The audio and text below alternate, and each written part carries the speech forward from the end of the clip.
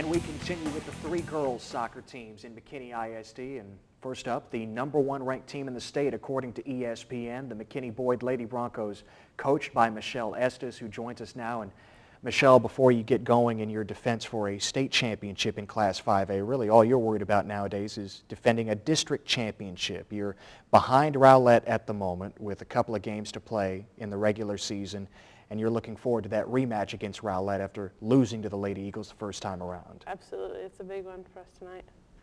That first matchup, what do you remember most about that, a 2-1 loss at Rowlett? It was the first time in 41 games that your team had been beaten. It was a tough one for us. I think Rowlett was well coached and showed up and played their state championship that day. And we, after the game, we gathered the troops and told the girls that now the whole state's watching to see how we handle this.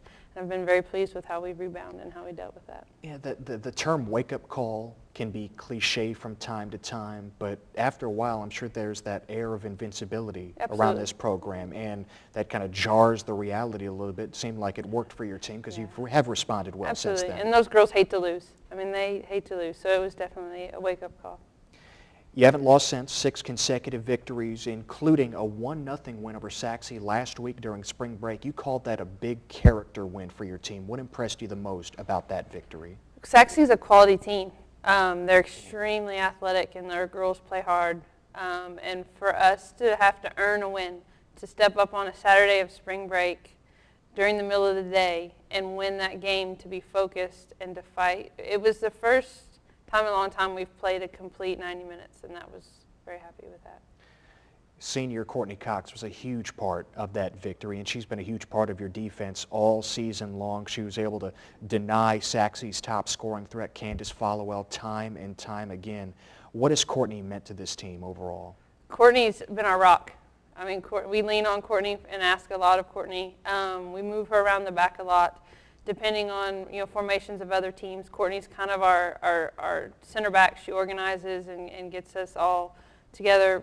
We've also put her on the outside back as well because she's such an incredible man marker, and the kid can serve. She's got a great leg with great service, and she's a little nasty. She can get mean and kind of mix things up, and that's what we like out of her too. That she's just relentless. But she's been our rock. Courtney signed with the University of Central Oklahoma.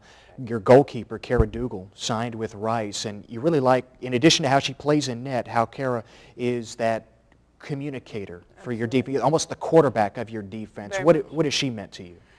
Kara's just consistent. She's just consistent in her communication, and she demands that her defense, she just demands the best of all her teammates, but she's very good at organizing. Amanda Ellerton has been the spearhead of your offense going back to last year when she was the district MVP, in addition to being the state championship game MVP, scoring against Heritage in that title game. But this year it's been kind of tough sledding for her. She signed with Nebraska, and she's not finding the back of the net, but you like how she keeps grinding, and maybe kind of like last year, she can be that late bloomer and tack on some goals at the end of this season. Very much. And we're seeing that now for Amanda. She's been so consistent for us, and she's been a big contributor to our success this year. Like I said, she hasn't found the back of the net, but that's coming. She's found it a few times over the last few weeks, and I think she's about to explode and really take off for us. And the timing of that would be great going into the playoffs. Meanwhile, stepping forward as Ellerton works things out is one of your juniors in Allie Coleman. She had the only goal against Saxe last week. What do you like about Allie? Allie's just an overall amazing athlete. The kid's got some speed and strength, but she's just tough.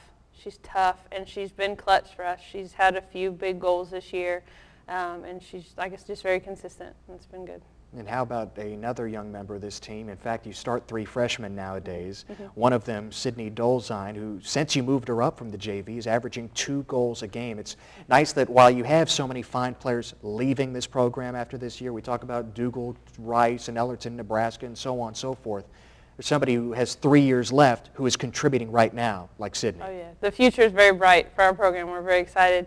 Sid is a big body. She's kind of reminiscent of Kelly Minogue in her build, and also her ability to find the net. She's just got a nose for the goal, whether it's a pretty goal or just trash getting in and finding the back of the net. And she's been averaging 2 goals a game, so we're really excited with her and what she's doing for us. What's it like with 3 freshmen starting on this team, that mix of the experience, the veteran leadership that you have on one hand, people like Ellerton and Dougal, and on the other hand, you have those freshmen coming in and they're learning the ways of the program quickly. How have they been able to mesh? It's really neat. The seniors, the upperclassmen have really embraced this group. There's only 3 freshmen, so they really embrace them. But the freshmen, when they step on the field, they're not freshmen. I mean, they play and lead just like seniors, like they've been doing it for a long time.